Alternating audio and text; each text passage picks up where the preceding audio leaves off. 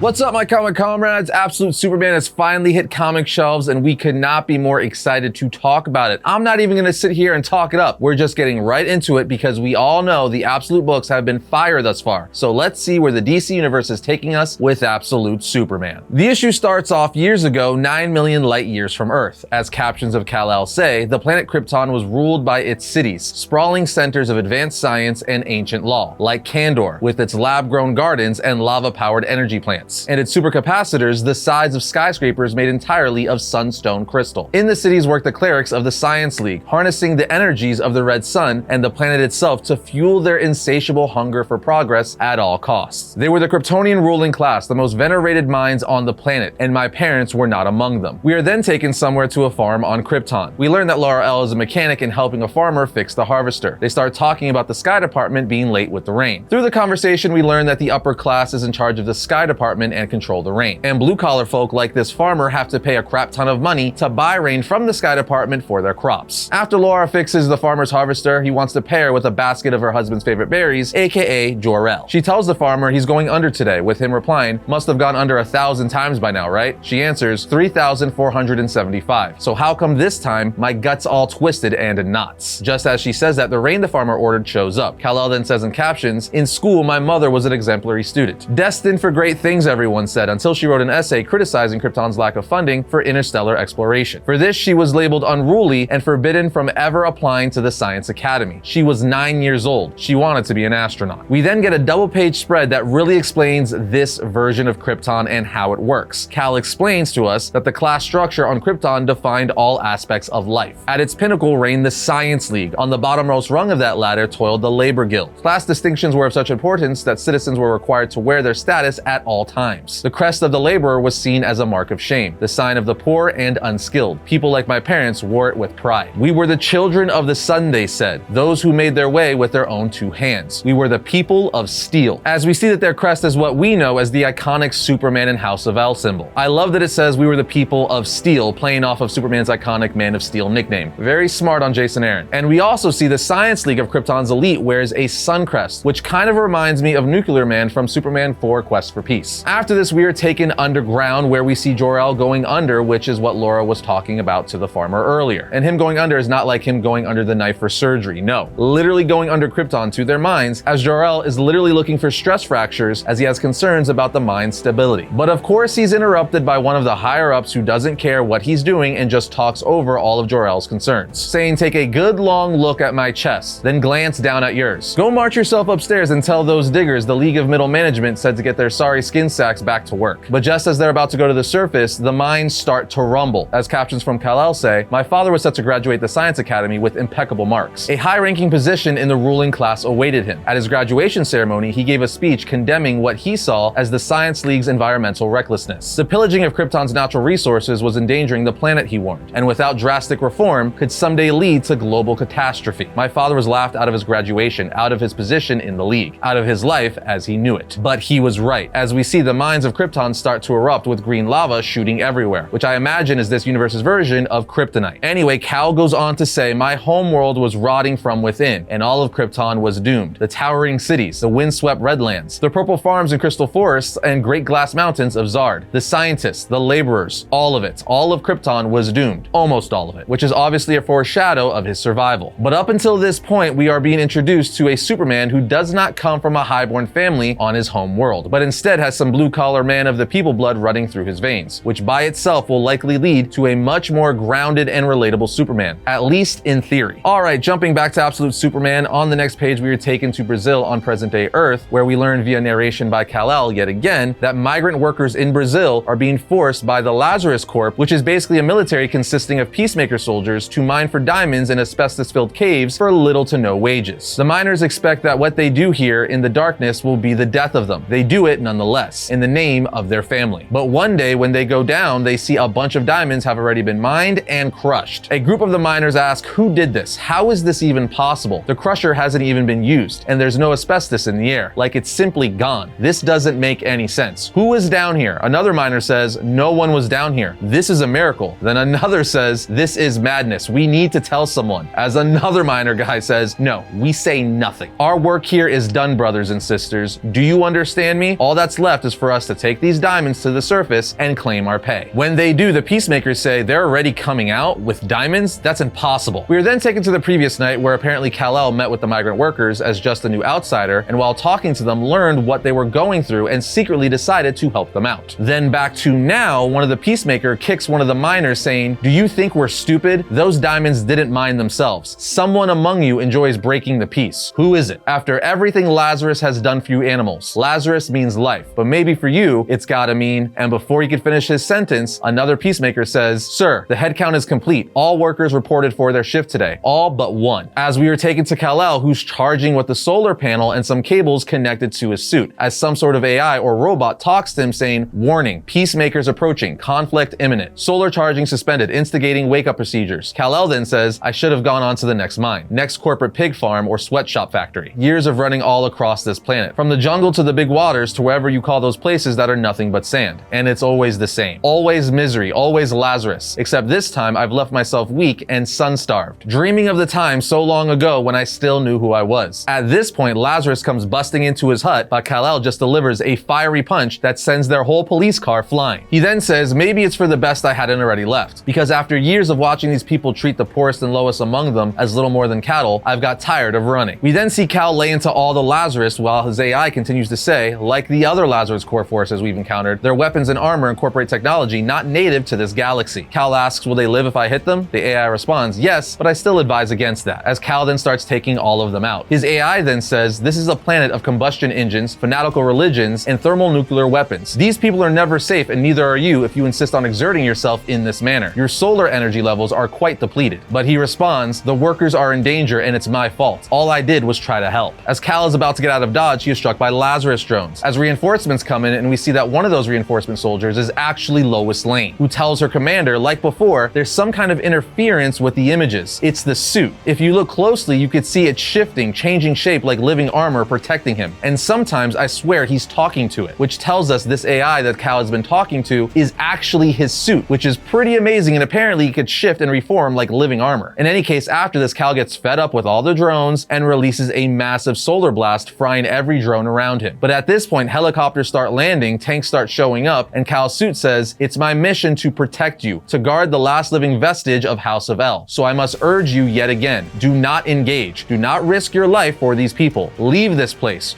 Return to the shadows, please. You must never forget the lesson of Krypton. Some worlds simply cannot be saved, not from themselves." The Lazarus soldiers at this point start charging Cal, and with him weakened by dispersing so much solar energy, he says, "Maybe you're right, Soul. This was a bad idea, and I don't really feel so great. Let's get out of here." But as he's about to, a handcuff is thrown around his wrist as we see it's Agent Lane saying, "Suspect in custody." She then points a gun at him saying, "Move and I fry your face, Superman," telling us in this universe, she's the one who inadvertently created his name. We are then taken to the Nevada desert at a military base where we see someone in a room that's lit up purple saying, "Well now, what have we here? A scrumptious new toy. Wonder where you came from." As we see from behind, this is Brainiac, and he is behind the Lazarus Corp. We also see all the bottled cities around him in his lab. We even see one of the bottled cities is screaming, "Kill us. Please kill us," which is very grim. We then get a page of Central Kansas where we see the Kent's old farmhouse is now the property of the Lazarus Corp, and it's completely abandoned and run down, before ultimately going back to years ago on Krypton in the Redlands where we see Jor-El get back from his mining. He survived the explosions and tells Laura, "We can't tell anyone yet, you understand? Not until we're certain. We must be certain before we warn the world. Look at it, Laura, the beauty of it. I want us to remember it like this. Once it's gone," she says, "Gone? No, Jor-El, tell me you don't mean..." But he then yells for Cal saying, "Where is Cal? Laura, where is our son?" She says, "He's all right, he's here." As we see about a 10-year-old Kal-El walk up to his father with Crypto saying, "Dad, are you okay?" Jor-El says, "I'm sorry. I'm so sorry, son." Laura says, "Your father is going to be fine, Cal. We're all going to be all right. I'm sure whatever this is, we'll get through it like we always do, together," as they hug with more of that green gas seeping through the cracks of Krypton. And just like that, Absolute Superman comes to an end. What can I say? The Absolute Universe line of books continues to be phenomenal, and this is an absolutely awesome take on Superman and his mythology. I love the changes in what they're doing with this version of Supes. The origin story is super compelling, and it's it's really cool to see that this time around when Superman leaves his parents on Krypton, he's not a baby. He's a full-on kid who's gonna remember and be well aware of everything that happened on his home planet. I think that alone is brilliant. Then you mix in the fact that they also gave him an AI suit of living armor that I'm sure we're gonna learn more about as the series continues, and there's so much you could do with that. It also gives Superman a companion to talk to, which is great. There's also the introduction of Lois Lane as an agent of Lazarus. So we could only assume she's initially going to be against Cal, but then eventually come to love him, or maybe she's just always stays his enemy in this universe. That would be cool too. I also love the explanation of what the crests mean on Krypton, how every crest is a symbol of status. And then obviously the big reveal of Brainiac being the big bad behind Lazarus and every horrible thing going on Earth, explaining how the Peacemakers have advanced technology not from this world. This is the start of what could be one of the best Superman titles we've gotten in a very long time, possibly ever. But as always, we want to know what you guys think, so let us know in the comments. Other than that, we'll see you next time when we talk about all things comics.